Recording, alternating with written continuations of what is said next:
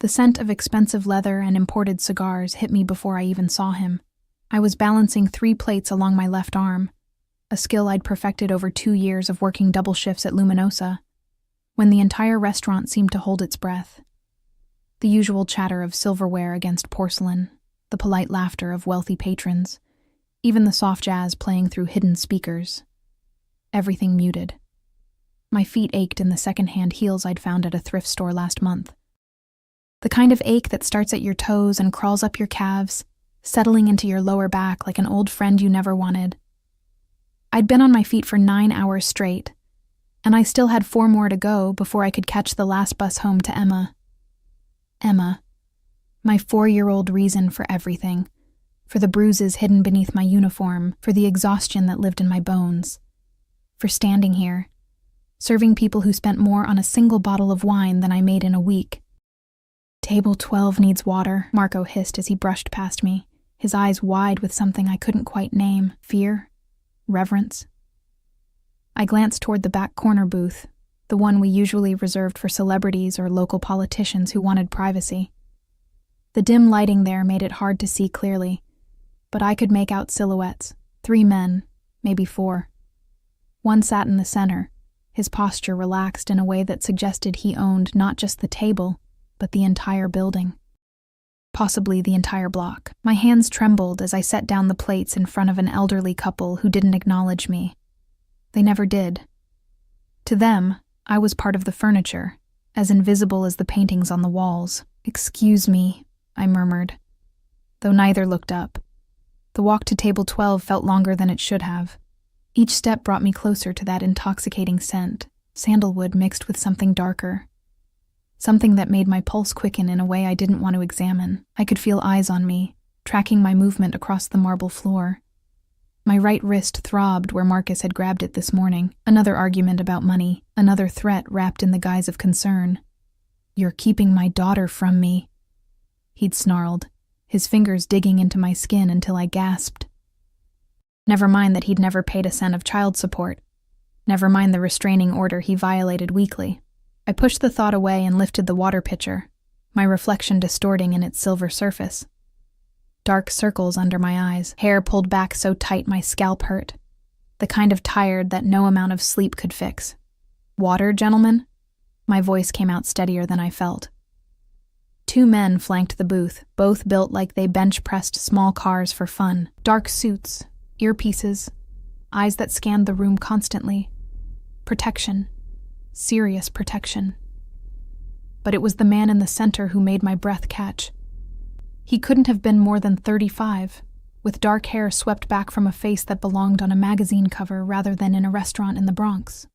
Sharp jawline, olive skin, eyes so dark they looked black in the low light. He wore a suit that probably cost more than my annual rent, the kind of tailoring that whispered old money and dangerous power. Those eyes lifted to meet mine, and I forgot how to breathe. "Thank you," he said, his accent thick and smooth like honey. Italian. Definitely Italian, the kind of voice that made you want to lean closer just to hear it again. I poured water with hands that suddenly felt clumsy, hyper-aware of every sound, the liquid hitting crystal, my own breathing, the rustle of expensive fabric as he shifted slightly. "What's your name?" The question caught me off guard. Sophie, I stammered, keeping my eyes on the task. "Don't engage. Don't make eye contact. Serve and disappear." That was the rule for tables like this. "Sophie." He repeated it like he was tasting the syllables, memorizing them. "You've been working since..." He glanced at a watch that gleamed gold in the dim light. "Since 11 this morning, I think." My head snapped up. How did he know that? I noticed things. A small smile played at the corner of his mouth, not quite reaching those dark eyes. "You favor your left leg, your right wrist. You keep rotating it like it hurts, and you've checked your phone 4 times in the last hour. Someone you're worried about?" The pitcher trembled in my hands. "I should get back to..." "Sit down." It wasn't a request. The 2 men beside him tensed slightly, but neither moved. I can't. I'm working." "Enzo." He didn't raise his voice, didn't even look away from me, but one of the guards disappeared toward the front of the restaurant, toward Marco, My manager. Please, I whispered, panic rising in my chest. I need this job. I can't. You're not in trouble. His voice softened fractionally. When did you last eat? The question hit me like a physical thing. I couldn't remember. Yesterday? The day before? Emma always ate first. Always. I'm fine. You're trembling. He leaned forward slightly, and I caught that scent again. Sandalwood and danger and something else. Something that made me want to run and stay frozen in place simultaneously. Sit, eat. My treat. I don't accept. It's not a request, Sophie. The way he said my name sent shivers down my spine. Like a promise. Like a threat. Enzo returned with Marco trailing behind him, my manager's face pale and sweaty. Miss Chen, Mr. Salvatore would like you to take your break now. 30 minutes. Paid. Mr. Salvatore. The name triggered something in my memory. Whispers among the staff. Warnings about certain customers who weren't really customers at all. Men who owned the shadows between streetlights. Men who made problems disappear. Go on, Marco urged, his voice strangled. Take the break. I should have said no. Should have run. But my legs felt weak, and the room tilted slightly at the edges of my vision. When was the last time I'd slept? Really slept, not just collapsed between shifts? I sank onto the edge of the booth seat, as far from him as possible, though it wasn't far enough. His presence filled the space like smoke, impossible to escape. Bring her the special, Salvatore said, without looking at Marco, who scurried away like a frightened mouse. And espresso. No, make it tea. Something gentle. I don't drink tea, I managed. You will tonight. Those dark eyes studied me with an intensity that made me feel exposed, like he could see through the careful walls I'd built. You're malnourished, exhausted, and someone hurt you. It wasn't a question. My hand instinctively went to my wrist, covering the bruise. I'm fine. You keep saying that. I don't believe you. He leaned back, one arm draped casually along the back of the booth. But there was nothing casual about the way he watched me. A predator assessing prey, or something more complicated. The bruises on your wrist, they're not from work. It's nothing. Nothing. He repeated the word like it tasted bitter. A man's hands did that. I can see the finger marks even from here. So I'll ask you once, Sophie, and I want the truth. His voice dropped lower, dangerous silk wrapping around steel. Who hurt you? The room spun. Or maybe it was just me, the exhaustion, the fear, the way he looked at me like I was a puzzle he intended to solve. It all crashed together. I tried to stand, to escape this impossible conversation, but my legs wouldn't cooperate. Sophie? His voice seemed far away now. The marble floor rushed up to meet me, and the last thing I registered before darkness claimed me was the scent of sandalwood and the feeling of strong arms catching me before I hit the ground. I woke to softness. That was the first thing that registered. The feeling of expensive fabric beneath my cheek. The kind of material that didn't exist in my world of threadbare sheets and second-hand everything. My eyes fluttered open to find myself on a leather sofa in what appeared to be an office. Dark wood paneling. Bookshelves lined with volumes that looked ancient and untouched. A massive desk that gleamed under a single lamp. Easy. His voice came from somewhere to my left. I jerked upright too quickly, and the room tilted. A hand, warm, steady, pressed gently against my shoulder, guiding me back down. You fainted. Salvatore crouched beside the sofa, those dark eyes level with mine now. Up close, I could see flecks of gold in the brown, could count the fine lines at the corners that suggested he smiled more than his current expression indicated. How long since you've eaten properly? I need to get back to work. My voice came out raspy. Marco will do exactly as he's told. There was steel beneath the silk of his words. And right now, he's been told you're taking the rest of the night off. Paid. I tried to sit up again, and this time he allowed it, though his hand remained close, ready to catch me if I fell. I can't afford. You're not listening. He rose smoothly, moving to the desk where a tray sat, the tea he'd ordered, steam still rising from the cup, and a plate of food that made my stomach clench with hunger. You fainted in my presence. That makes you my responsibility. I'm not anyone's responsibility. No. He picked up the tea, brought it to me. When I didn't take it, he wrapped my fingers around the warm porcelain himself. His touch was careful, deliberate, and I noticed how his thumb brushed over the bruise on my wrist. So light I almost didn't feel it, but the darkness that flashed across his face told me he'd felt it. Drink. I drank because arguing seemed to require more energy than I had. The tea was perfect. Not too hot, slightly sweet, with a hint of honey and something floral. It spread warmth through my chest, loosening the tight knot that had lived there for months. Better? He settled into a chair across from me, elbows on his knees, that intense gaze never wavering. Why do you care? The question escaped before I could stop it. Because you fainted at my feet looking like someone's been slowly killing you. And I'm curious why a woman who can barely stand still works a double shift. He tilted his head slightly. Also, you have kind eyes. Sad, but kind. I find that interesting. Something about the way he said interesting made heat crawl up my neck. The food. He nodded toward the tray. Eat. I should check on my daughter. The words slipped out before I could catch them, and I watched his expression shift. Something calculating moving behind those dark eyes. You have a daughter. Not a question. A statement, as if he was filing away information. How old? 4. My hand instinctively moved to my phone in my apron pocket. 3 missed calls from the babysitter. Panic spiked through my exhaustion. I need to call her. He was already holding out his phone, sleek, expensive, probably cost more than my car. Use mine. Your battery's dead. How did he know that? With shaking fingers, I dialed Mrs. Chen's number. She answered on the first ring. Sophie. Thank God. Emma's fine, but... Her voice dropped to a whisper. He was here again. Marcus.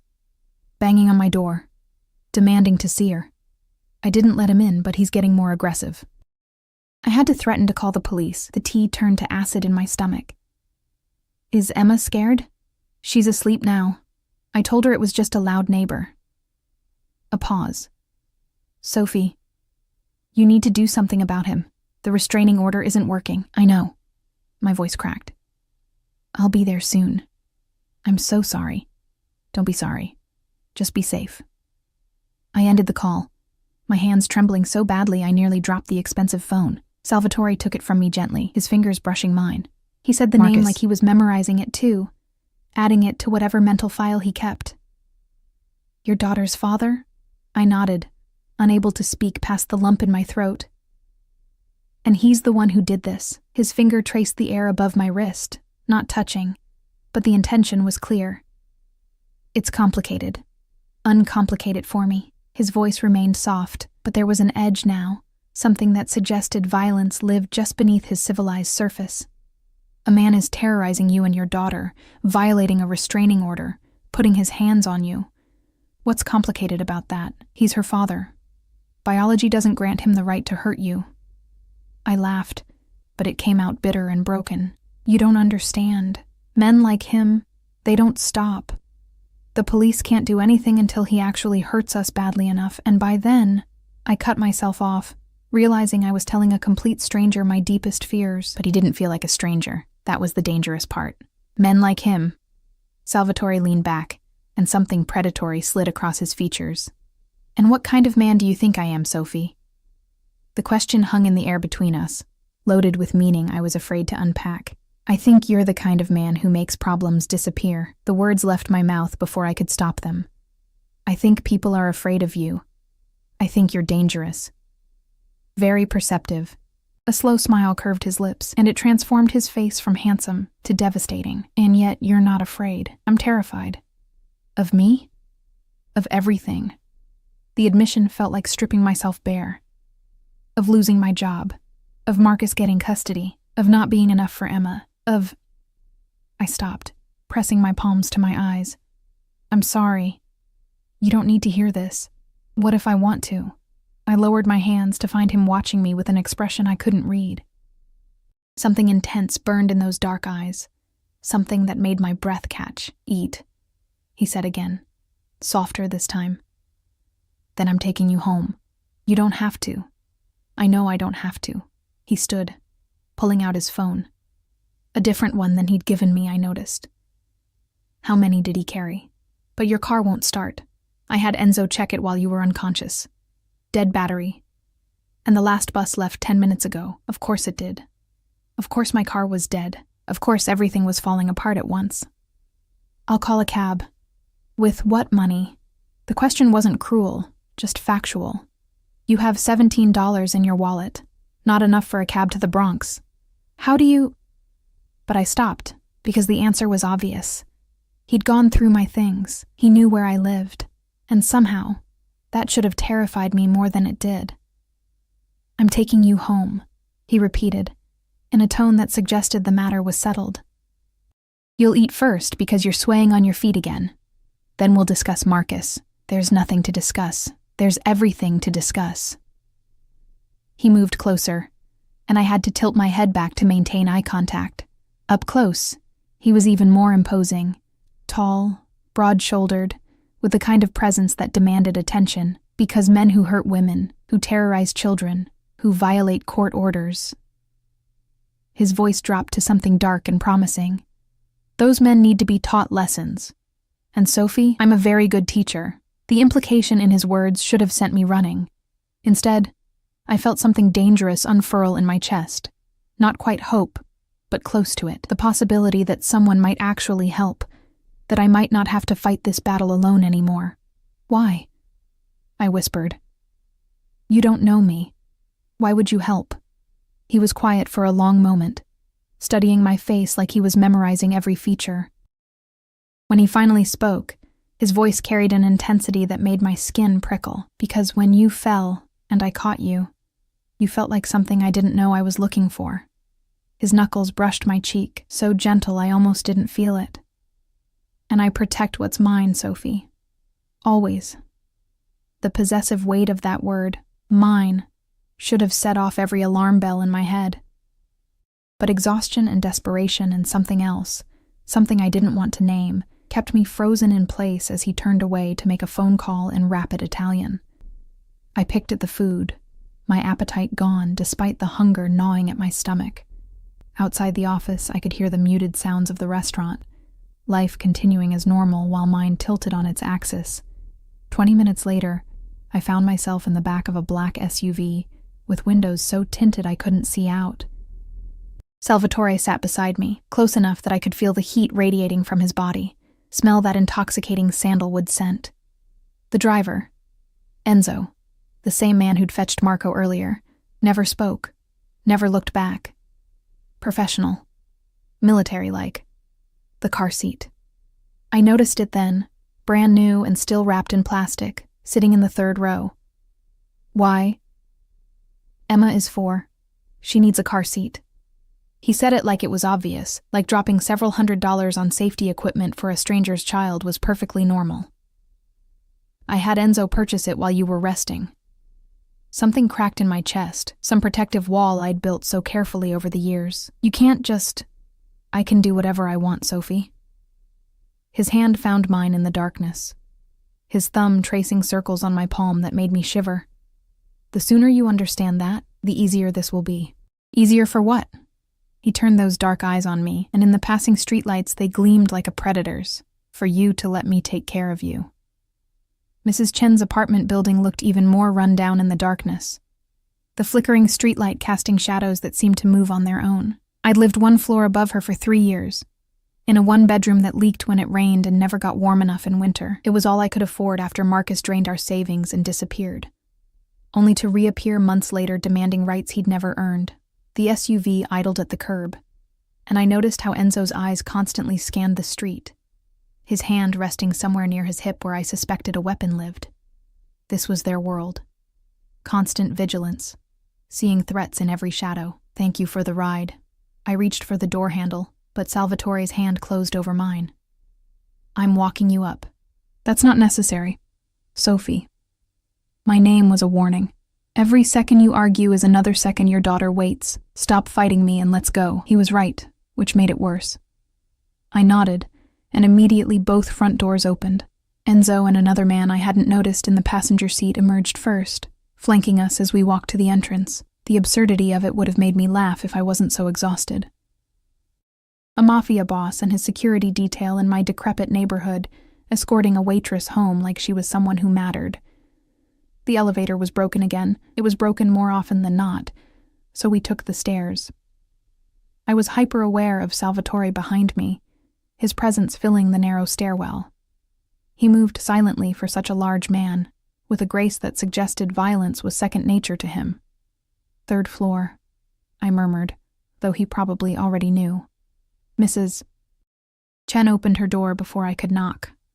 Her wrinkled face creased with worry that melted into shock when she saw my companions. Her gaze darted from me to Salvatore to the two guards, her mouth opening and closing soundlessly. "Sophie?" "It's okay, Mrs. Chen. They gave me a ride home." I squeezed past her into the small apartment that smelled like jasmine tea and the herbal soup she always made. Emma was curled on the couch, her thumb in her mouth, a habit she only reverted to when stressed. My heart shattered seeing her like that. "Baby," I whispered, kneeling beside her. Her eyes fluttered open, and the smile that broke across her face made every aching muscle worth it. "Mama!" She launched herself into my arms, and I caught her, burying my face in her hair. She smelled like the strawberry shampoo I bought at the dollar store, like innocence and trust and everything good that still existed in my broken life. "I missed you," she mumbled against my neck. "I missed you too, baby girl." I pulled back to study her face.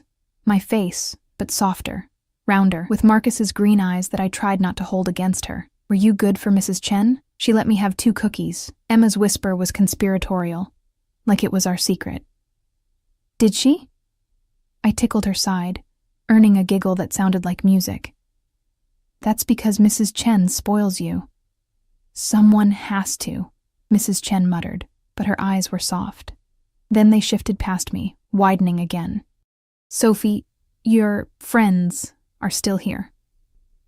I'd forgotten about them, which seemed impossible given how Salvatore's presence dominated any space he occupied. I turned to find him standing just inside the doorway, his guards having stayed in the hall. He was looking at Emma with an expression I couldn't quite read. Calculation, yes, but something else. Something almost tender. "Who's that?" Emma whispered, half hiding behind me. "That's Mr. Salvatore. He helped Mama tonight, like a superhero." Her eyes went wide with childish wonder. Salvatore's lips twitched, almost smile that transformed his severe features. "Something like that, Piccola." "What's Piccola?" Emma stumbled over the unfamiliar word. "It means little one."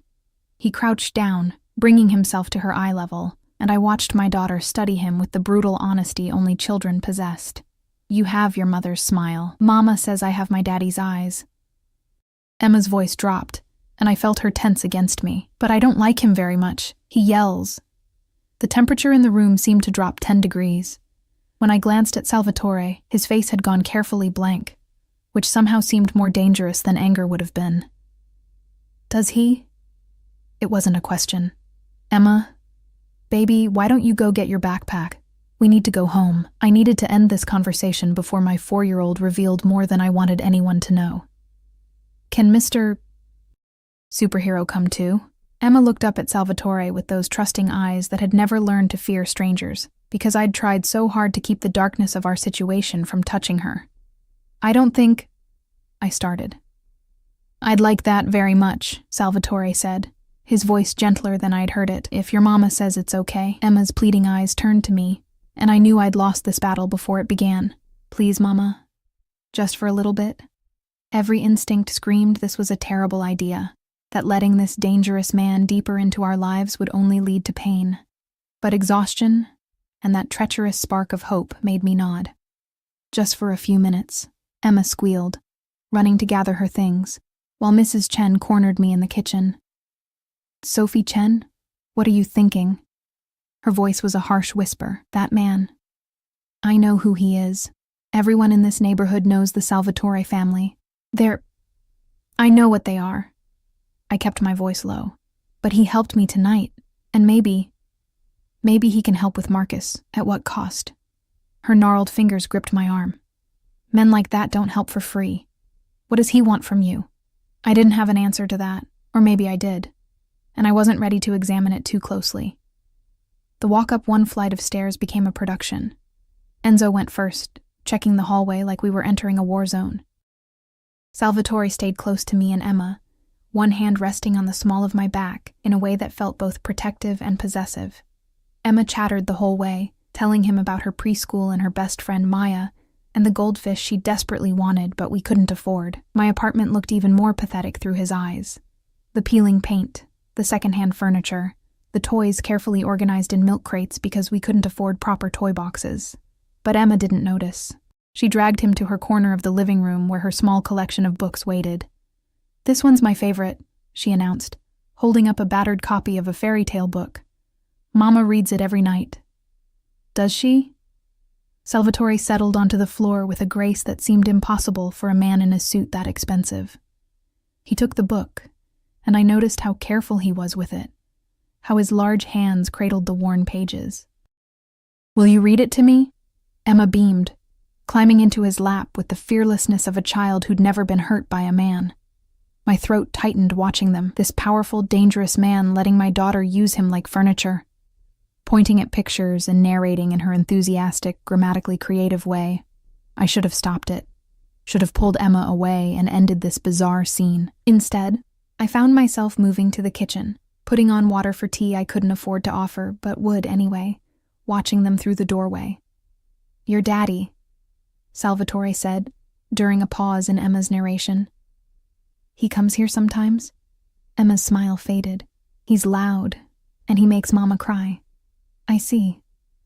His hand smoothed over her hair, the gesture so natural it made my chest ache. "And that makes you sad." "I don't like when Mama cries." Emma's voice went small. "She thinks I don't hear, but I do. She cries at night sometimes." I pressed my fist to my mouth, fighting back the tears that threatened. I'd tried so hard to shield her, to be strong where she could see. Apparently, I'd failed at that too.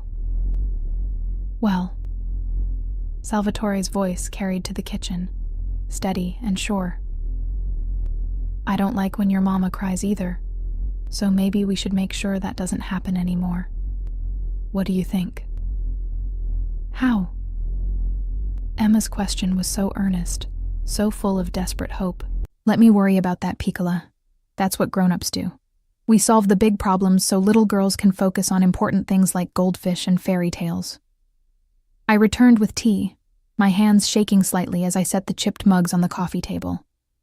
Salvatore had moved to the couch, and Emma was showing him her collection of drawings, stick figures that supposedly represented our family, though Marcus was noticeably absent from most. "Mama, can Mr. Salvatore stay for dinner?" Emma looked between us hopefully. "Baby, it's already past your bedtime, and I haven't even—" "Pizza," Salvatore said, already pulling out one of his phones. "What does Emma like?" "You don't have to." "Cheese," Emma bounced excitedly. "With extra cheese." He was already dialing, ordering in that fluid Italian before switching to English to specify delivery to this address, this apartment. Extra cheese pizza, breadsticks, something called tiramisu, that made Emma's eyes go wide when he described it. "Mr. Salvatore, Dante." He met my gaze over Emma's head. "You should call me Dante." The intimacy of a first name felt like crossing a threshold I couldn't uncross. "I can't let you buy us dinner. You've already done too much. You can't stop me either." There was amusement in his voice, but underneath, that steel remained. "Consider it payment for the privilege of your daughter's company. She's quite enchanting." Emma preened under the compliment, and I felt control of this situation slipping further through my fingers. The pizza arrived 20 minutes later, delivered by a nervous young man who took one look at Enzo in the hallway and nearly dropped the boxes. Dante paid him what had to be a ridiculous tip, based on the kid's stunned expression. We ate on the floor because my table only fit 2 chairs, and somehow it felt natural having him there. This dangerous man in his expensive suit, sitting cross-legged on my threadbare carpet, letting my daughter steal pepperoni from his slice while he pretended not to notice. "Bedtime," I announced when Emma started yawning, her eyelids drooping despite her protests. "But Mama—" "No buts," School tomorrow. I stood, holding out my hand. Emma looked at Dante with those pleading eyes. Will you come back? The question hung in the air, and I held my breath waiting for his answer. Part of me hoped he'd say no, that this strange interlude would end and life would return to its miserable normal. The other part, the traitorous part, hoped for something else entirely. If your mama allows it, his eyes found mine, dark and intense and full of unspoken promises. Would you allow it, Sophie? I should have said no, should have thanked him for his help and closed this door firmly. Instead, I heard myself whisper, yes.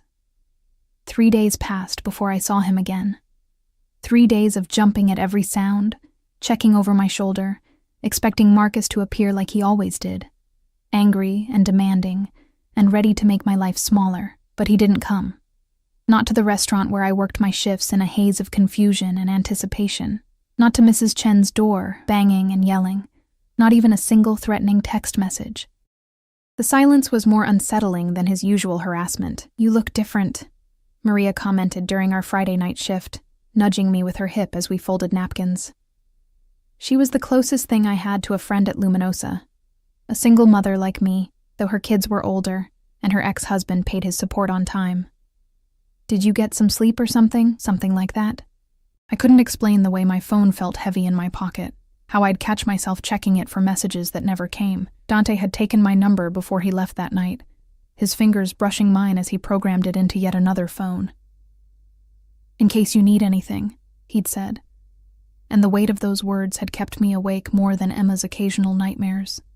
Table 7 is asking for you specifically, Marco said, appearing with that nervous energy he'd carried since the night I fainted. VIP section. My heart stuttered. I knew before I turned around, before I saw the familiar black-clad guards flanking the corner booth. He was back. Dante sat in the same spot as before, but tonight he wasn't alone.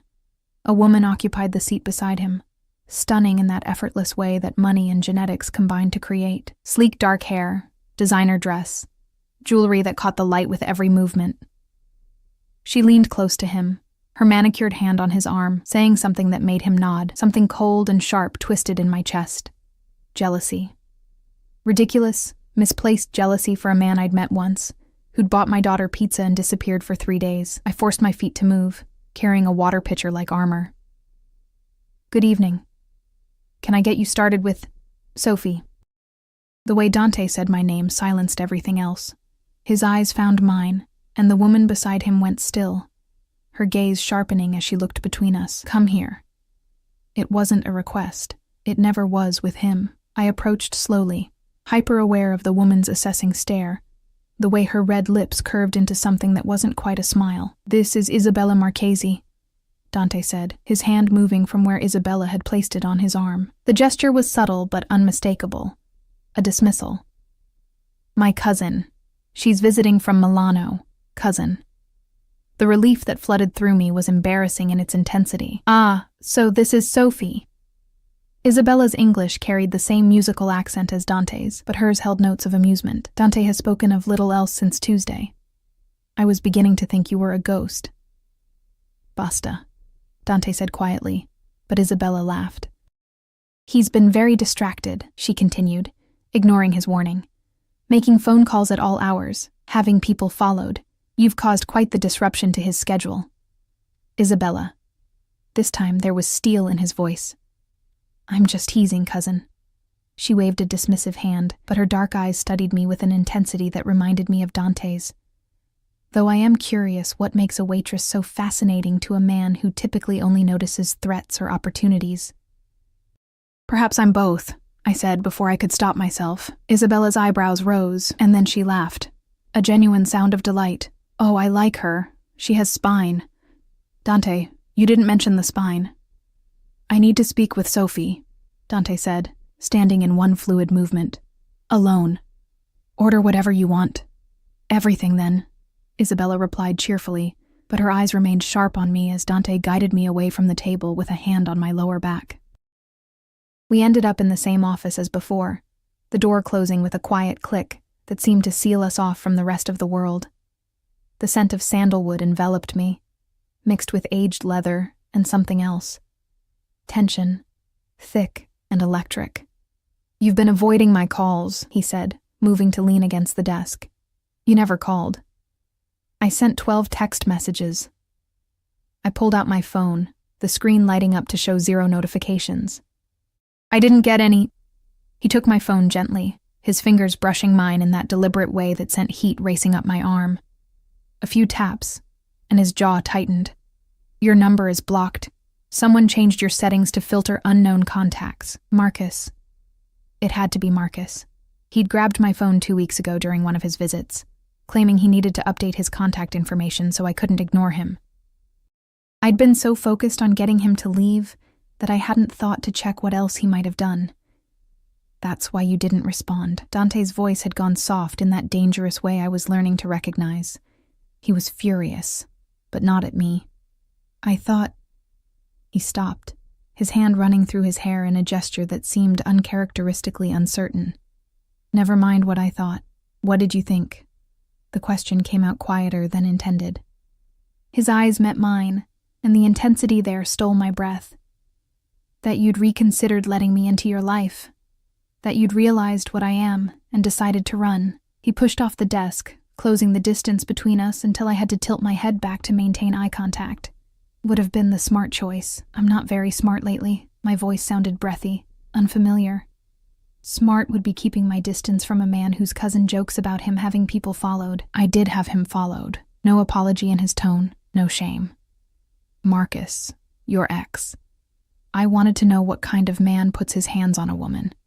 What kind of father terrorizes his own child. The admission should have horrified me. Instead, that treacherous warmth spread through my chest again, the feeling of someone caring enough to act, to protect, to stand between me and the darkness. "What did you find?" I wasn't sure I wanted to know. "Nothing good."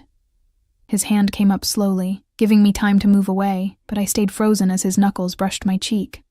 "He has a gambling problem, owes money to some very unpleasant people. That's why he wants access to Emma. He thinks he can use her to get to you, to get money he believes you're hiding." "I don't have any money. I can barely afford." "I know." His touch moved to trace the line of my jaw. Feather light. Devastating. "I know everything, Sophie. The double shifts. The late rent payments. The fact that you haven't bought yourself new shoes in 8 months despite those heels killing your feet. The restraining order he violates weekly while police do nothing because he's never hurt you badly enough to warrant arrest. You investigated me. It should have felt like a violation. Somehow it just felt like being seen. I told you, I noticed things. And what I noticed was a woman barely holding on, drowning slowly while no one bothered to throw her a lifeline. His other hand came up, cupping my face between his palms. "So, yes, I investigated, because I needed to understand what I was dealing with, what you were dealing with, and now that you know." My hands had somehow found their way to his chest, feeling the solid warmth of him beneath expensive fabric. "What happens now?" "Now?" His thumb traced my lower lip, and my breath caught. "Now I make him disappear." The words hung between us, a promise and a threat, and something that should have terrified me. "Dante, I can't ask you to." "You're not asking. I'm telling you how this ends." He leaned closer, his breath warm against my forehead. "Men like Marcus, they don't respond to restraining orders or police warnings. They respond to fear, to consequences they can't ignore.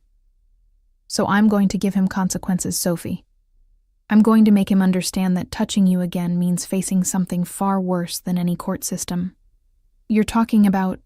I couldn't say it out loud, couldn't give voice to what he was offering. "I'm talking about protecting what's mine." There was that word again. Mine. Possessive and absolute, because that's what you are now, whether you've realized it yet or not. You and Emma both. Mine to protect.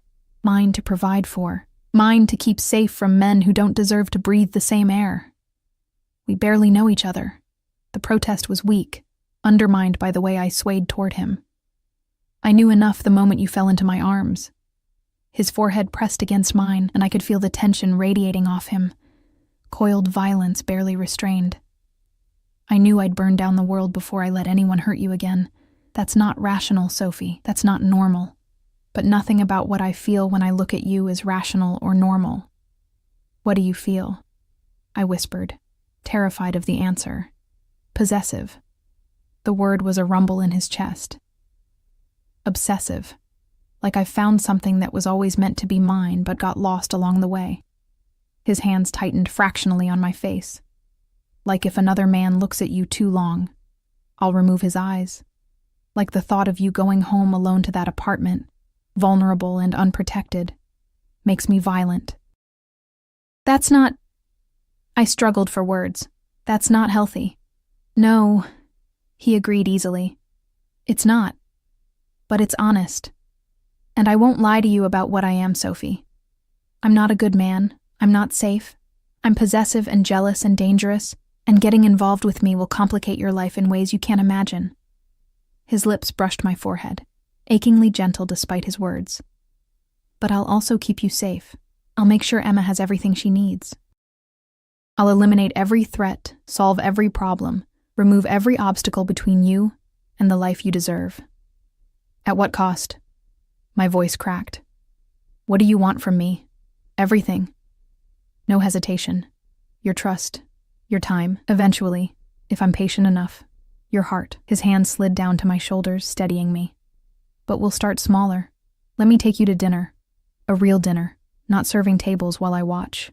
Let me spend time with you and Emma. Let me show you what having someone in your corner looks like. And Marcus? Let me worry about Marcus. The darkness that crossed his face made me shiver. By this time next week, he won't be a problem anymore. Dante, don't ask me questions you don't want answered. His thumb pressed against my lips, silencing me. Just trust that I'll handle it. Can you do that? I should have said no. Should have walked away from this man who spoke of possession and violence like they were romantic gestures. But Emma's face flashed through my mind. Her fear when Marcus appeared, her tears when she heard me crying, her desperate hope that someone would make it stop. Okay, I whispered against his thumb. Okay? He pulled back enough to search my face. Okay, you can take us to dinner. Okay, I'll let you help. I took a shaky breath. But I need you to promise me something. Anything. Promise you won't make me regret this. That you won't hurt us. Something fierce and tender moved across his features. I promise that anyone who tries to hurt you will regret the day they were born. I promise that Emma will never fear another man's anger. I promise that you'll never have to work yourself to exhaustion just to survive. He pulled me closer, until our bodies aligned in a way that felt inevitable. And I promise that once you're mine, Sophie, fully, completely mine, I'll never let you go, even if you want me to. The threat in that promise should have sent me running. Instead, I found myself leaning into him, letting his arms wrap around me like a shelter from every storm I'd weathered alone. I'm terrified, I admitted into his chest. Good. His hand stroked through my hair. Fear means you're paying attention. But terror and safety aren't mutually exclusive. You can be afraid of what I am, and still trust me to protect you. A knock at the door interrupted us, and Enzo's voice came through. Boss, we have movement on the other situation. Dante's arms tightened around me briefly before releasing. I need to handle this, but tomorrow night, I'm picking you and Emma up at 7. Wear something comfortable. Where are we going? A smile ghosted across his lips. You'll see. Do you trust me, Sophie? I thought about it. Really thought about the question and what my answer meant. Finally, I nodded. I'm starting to. That's enough for now. He pressed a kiss to my forehead that felt like a brand, claiming and protective all at once. Go back to work. Isabella will keep herself entertained. And Sophie? He caught my hand as I turned to leave. Check your phone settings when you get home. Make sure I can reach you. Because if I send a message and don't get a response, I'll assume the worst and respond accordingly. The possessive edge in his voice should have annoyed me. Instead, it made me feel something I hadn't felt in years.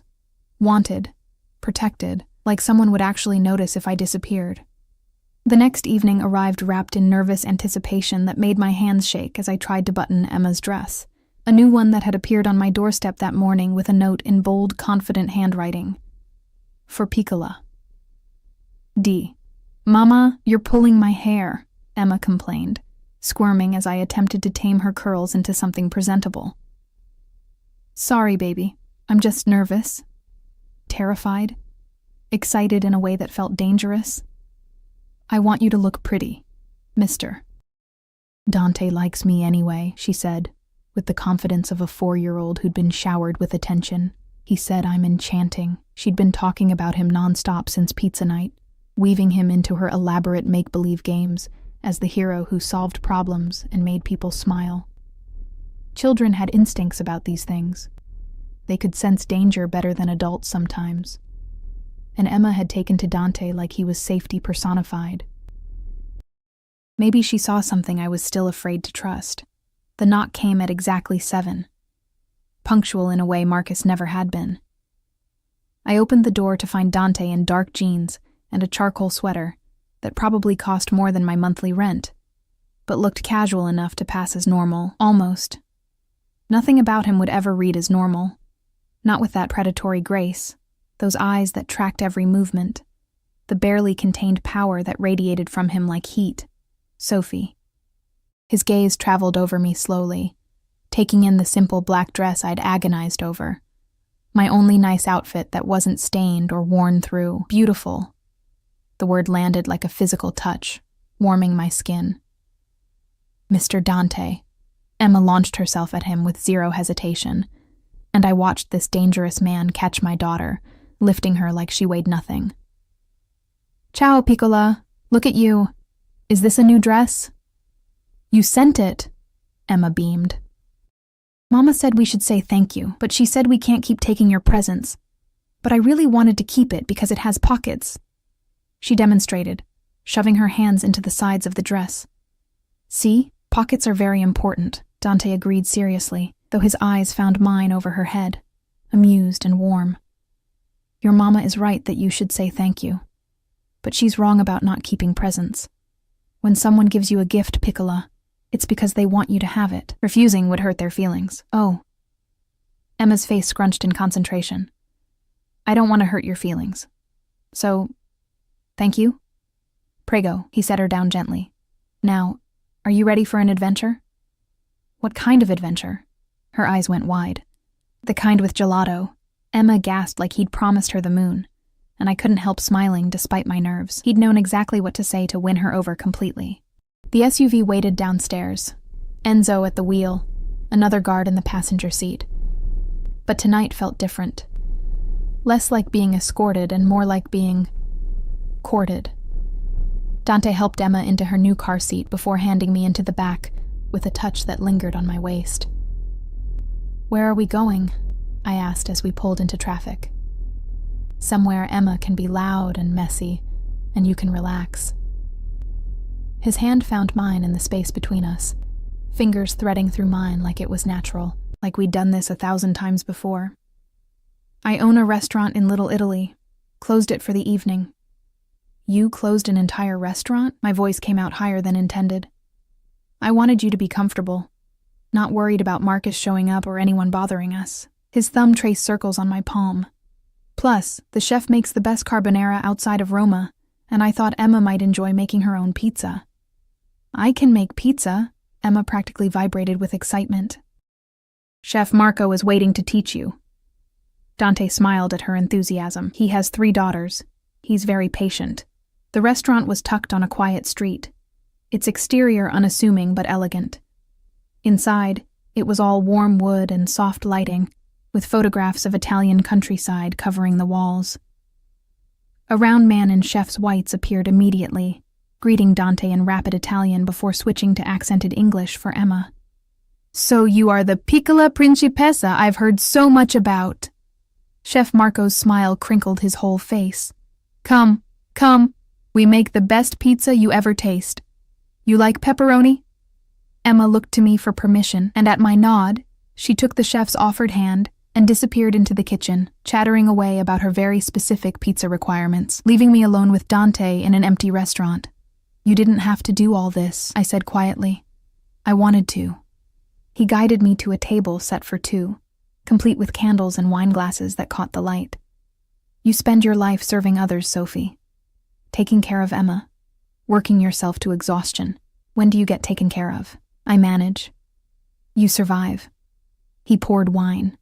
Something red that probably cost more than I made in a week. There's a difference. I want to show you what it's like to do more than just survive. By closing restaurants and buying dresses and... I gestured helplessly. This isn't real life, Dante. I don't even know what this is. This is me courting you. He said it simply, like it was obvious. Showing you what being with me looks like. Proving I can provide for you and Emma. Making you understand that you don't have to do everything alone anymore. And what do you get out of it? The question had been eating at me since that first night. I lowered my voice even though we were alone. You're a powerful man. You could have anyone. Why me? Why a broke single mother with more problems than solutions? He was quiet for a long moment, studying his wineglass. When he finally spoke, his voice carried a weight I hadn't heard before. You want the truth? Always. My mother was like you. The admission came slowly, like each word cost him. Young, beautiful, trapped with a violent man who saw her as property. She died when I was 12. He beat her to death over a broken plate. His jaw clenched. I was in the next room and I couldn't stop it. Couldn't save her. My hand moved without conscious thought, covering his. Dante. I swore that day I'd never let another woman suffer like she did. That if I ever had power, I'd use it to protect the vulnerable, to punish men who hurt those weaker than them. His eyes met mine, raw with old pain. So when I saw you, exhausted, bruised, trying so hard to be strong while falling apart, I saw her.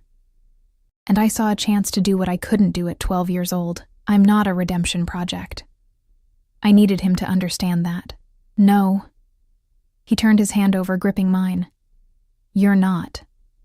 Because somewhere between catching you when you fainted and watching you with Emma, this stopped being about redemption and became about wanting, needing.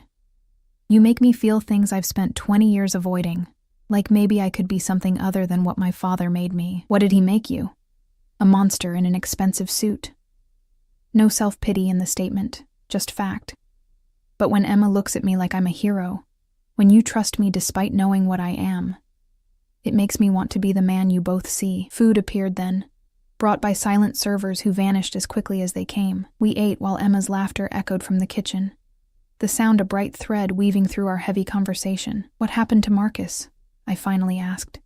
You said you'd handle it. I did. He cut into his steak with precision. He's been relocated. Las Vegas, specifically.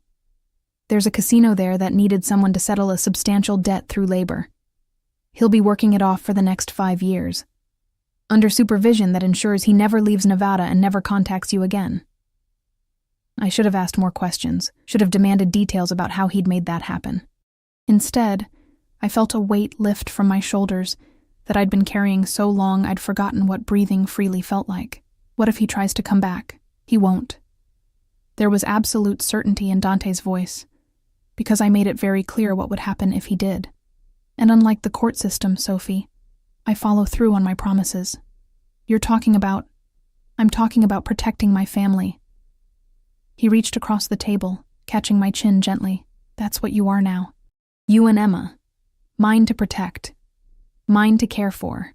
And I take care of what's mine. Before I could respond, Emma burst from the kitchen carrying a pizza that was more cheese than anything else, Chef Marco trailing behind with an indulgent smile. Mama, look! I made it myself. Her face was smudged with flour, her new dress somehow still pristine beneath the apron they'd given her. It's beautiful, baby. I pulled her close, breathing in flour and tomato sauce and happiness. We ate her creation, which was actually delicious despite its lopsided appearance, while Emma regaled us with every detail of the pizza-making process. Dante listened like she was describing nuclear physics, asking questions that made her feel important, and heard. This was dangerous, I realized, not the violence he was capable of or the criminal empire he controlled. This, watching him be gentle with my daughter, seeing him look at me like I was precious, feeling safe for the first time in years, this was the real danger. Because I could get used to this, could let myself depend on him. And then what happened when he inevitably realized we weren't worth the trouble? Stop, he said quietly, while Emma was distracted by gelato. 3 scoops, different flavors, in a bowl bigger than her head. Stop what? Thinking of reasons this won't work. I can see it on your face. You're trying to find the exit before you're all the way in. He leaned closer. I told you, Sophie. Once you're mine, I don't let go. You think I'd go through all this trouble just to walk away? People leave. My voice cracked. Marcus left. My parents left. Everyone eventually. I'm not everyone. He cupped my face, forcing me to meet his eyes. I'm the man who's going to wake up next to you for the rest of your life. Who's going to walk Emma down the aisle someday and threaten any boy who looks at her wrong? Who's going to grow old with you and probably drive you insane with how possessive I am? Because that's what forever means in my world. Actual forever. We've known each other a week. I knew in one night. His thumb brushed away a tear I hadn't realized had fallen. The rest is just details. So stop fighting this, amore mio. Stop trying to convince yourself you don't deserve to be happy. Let me give you everything. I don't need everything. I just need... The words stuck in my throat. What? What do you need? To feel safe. To not be afraid all the time. To believe that someone will still be there tomorrow. My voice dropped to a whisper. To believe you when you say forever. Then believe me. He kissed my forehead, my cheek, the corner of my mouth. Gentle touches that promised protection and passion in equal measure. Believe that I'll move heaven and earth to keep you safe. That I'll eliminate every threat, solve every problem, provide everything you and Emma need. Believe that loving me might be complicated and dangerous and messy, but it's also the safest thing you'll ever do. Loving you? The words escaped before I could stop them. Eventually. His smile was pure masculine confidence. I'm patient. I can wait for you to catch up to what I already know. Emma's sticky hands grabbed my dress then, pulling me from the intensity of his gaze. Mama, can we come back? Chef Marco said I can learn to make cannoli next time. We'll come back every week if you want, Dante promised, ruffling her hair. This is your place now, both of you. Anything here is yours. The drive home felt different. Emma crashed hard from her sugar high, sleeping with her head on my lap while Dante's hand rested possessively on my thigh. When we reached my building, he carried Emma upstairs while I fumbled with keys, my hands shaking from exhaustion and emotional overload. I should put her to bed, I whispered, as he laid her gently on her small mattress. I'll wait. He said it like there was no question he'd stay. I changed Emma into pajamas with practiced efficiency, tucking her in with her favorite stuffed rabbit. When I returned to the living room, Dante stood by the window, looking out at the street below with that constant vigilance I was learning to recognize. You don't have to stay, I offered, though the thought of him leaving made my chest tight. I'm not leaving you alone tonight. He turned, and there was something fierce in his expression. I'm not leaving you alone any night, actually. Starting tomorrow, you're moving. Excuse me? Into one of my properties. 3 bedrooms, safe neighborhood, doorman who's trained to recognize threats. Emma will have her own room, a yard to play in, security that actually works. Dante, I can't just... You can. You will. He crossed to me in 2 strides, hands framing my face. Because I can't sleep knowing you're here, vulnerable, with locks that a child could break through. I can't focus on anything except getting you somewhere safe. So you're moving. We can do it tomorrow or next week, but it's happening. You're very bossy. The complaint lacked heat. You're very stubborn. His lips quirked. We're going to have interesting arguments. Is that what we're doing? Arguing? No. He kissed me then, soft and claiming and full of promise. We're negotiating our future, and I always win negotiations. I should have pushed back, should have insisted on independence and boundaries and all the things I'd sworn I needed. Instead, I kissed him back, letting myself fall into the safety of his arms, the certainty of his promises, the dangerous comfort of being claimed by a man who made problems disappear. Say yes, he murmured against my lips. Say you'll let me take care of you. Say you'll trust me. Yes. The word felt like surrender and victory all at once. Yes to all of it. His smile transformed his face, making him look younger, lighter. No taking it back, Sophie. You're mine now. I know. And I did. For better or worse, I'd let this dangerous man into my life. into my daughter's life, into the carefully guarded space around my heart. What happens now? Now. He pulled me closer, his forehead resting against mine. Now I show you every day what it means to be loved by a monster who would burn the world down to keep you safe. Now we build a life together. Now you finally stop surviving and start living. Emma's soft snoring filled the silence, a peaceful sound that used to be so rare. Outside, the city hummed with its usual chaos, but inside this small apartment, I felt something I'd thought was lost forever. Hope. "Thank you," I whispered. "For what?" "For catching me when I fell, for seeing me when I felt invisible, for being what we needed when we needed it most." "Amore mio," he said softly, his lips brushing my temple. "You have it backwards. You saved me. I was just smart enough to hold on." We stayed like that, wrapped in each other while Emma dreamed, and the city settled into night.